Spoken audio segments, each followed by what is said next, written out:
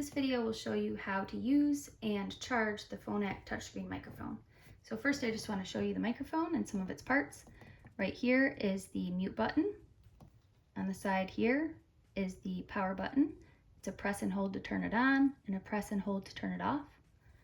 On the bottom here is where you plug in your charging cable.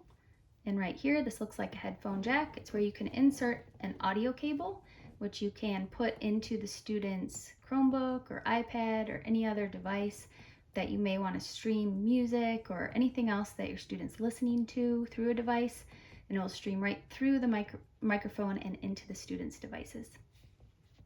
So next I want to show you the charging cable and what it looks like. I'm going to unplug it from my outlet.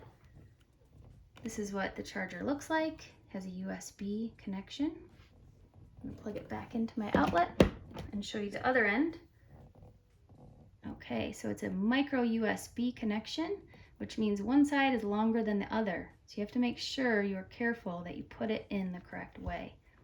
So on the bottom here, I'm gonna make sure I put the longer side into the bottom, like that. And as you can see, it does not go in very far. It doesn't go in flush. You can still see some silver. And we've noticed a lot of these microphones do get damaged and need to be sent in for repair because people are pushing it in too far or trying to put it in the wrong way, upside down. So please just be careful that you treat this very delicately. Okay, so when I flip it over, you can see it's blinking green, which means that it's charging. Right now it's powered off. So when it's powered off, it'll just blink green. If I turn it on, it will be a little bit different. So I'm gonna turn it on to show you. I'm gonna press and hold the power button.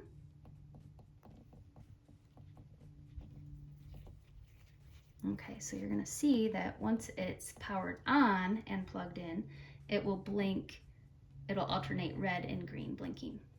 And that will tell you that it's charging when it's on. Okay, so at the end of every day, you just wanna make sure that you plug this in so that it's fully charged for your student the next day.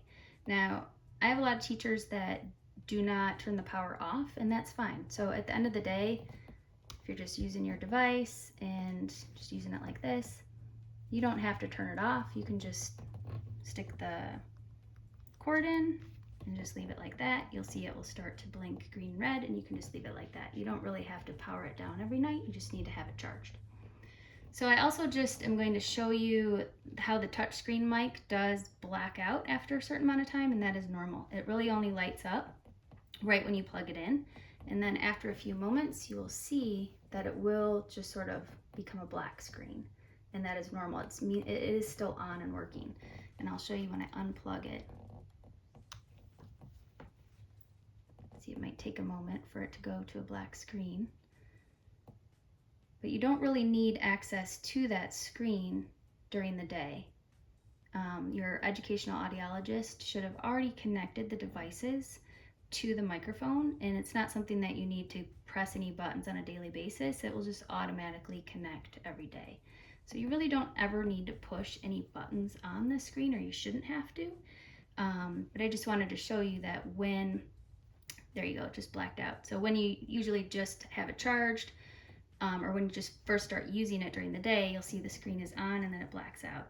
If you tap it, it doesn't come back on. The way it comes back on is you just give a quick tap over here, and that brings it back on. But again, you really shouldn't need to access it unless you're having a connection issue with the student, which we'll cover in a different video.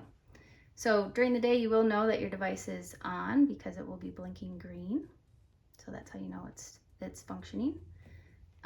And then at the end of the day, as I mentioned before, don't have to power it off.